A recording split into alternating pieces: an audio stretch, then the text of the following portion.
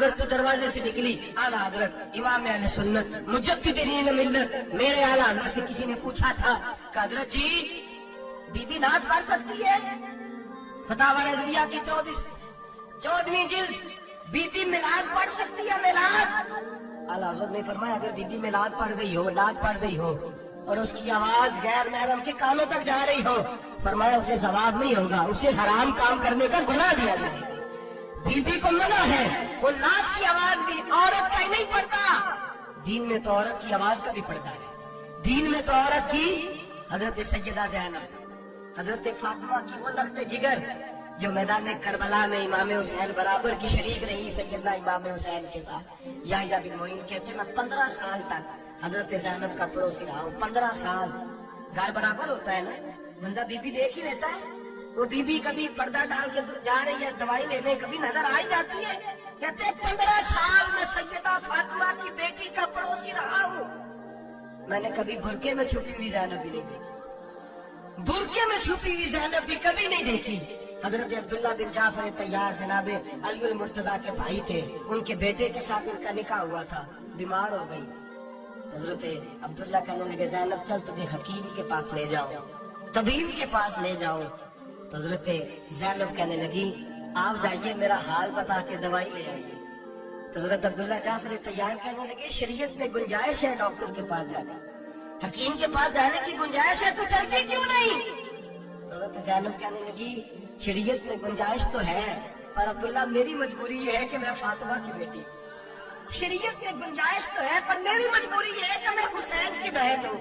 شریعت میں گنجائش ہے پر میں حسن کی بہن ہوں، شریعت میں بڑی گنجائش ہے پر لوگ مجھے محمد عربی کی نواسی کہتے ہیں۔ گنجائش تو ہے پر میں نہیں نکل سکتی، اس لیے کہ جتنا کوئی اپنے آپ کو دین کے قریب جانتا ہے اتنا اس کے پیروں میں شریعت کی زنجیریں زیادہ ہوتی ہیں۔ تو جناب سیدنا عبداللہ کہنے لگے اگر تو پردہ کر گئی، اگر تو چلی گئی، فرمانے لگے یہ تو اللہ کی مشیت ہے، تو دوائی لا دے تاکہ میں کھا لوں، اور اگر میں چلی گئی تو میں اپنی ماں سے جا کے کہوں گی کہ اماں ساری تکلیفیں میں نے چھاتی پہ برداشت کی ہیں پر میں نے تیرے پردے پر آنچ نہیں آنے دی۔ میرے بھائی یہ اسوہ نور ہے، یہ اسوہ حسنہ ہے، یہ ہمیں سکھایا جا رہا ہے۔ میرے حبیب کریم کی بیویوں کا یہ حال تھا، بیویوں کا اپنے گھر کے آنگن میں حضرت عائشہ صدیقہ، حضرت سودا جناب حفصہ اپنے سیل میں جب بیٹھتی تھی نا تو دیوار کی طرف منہ کر کے بیٹھتی تھی، دیوار کے ساتھ لگ کے دیوار کی طرف۔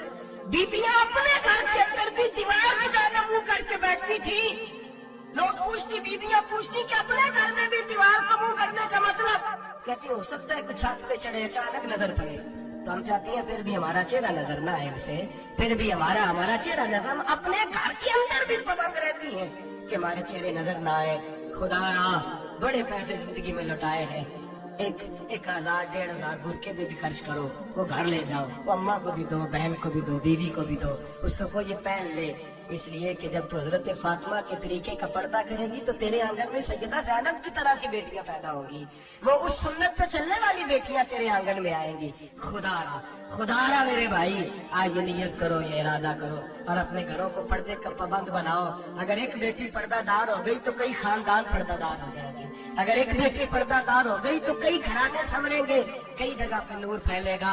اے عرش کے مالک، اے میرے محبوب کے خدا، تجھے واسطہ ہے میرے محبوب کی بیویوں کا اور تجھے صدقہ حضور کی شہزادیوں کا۔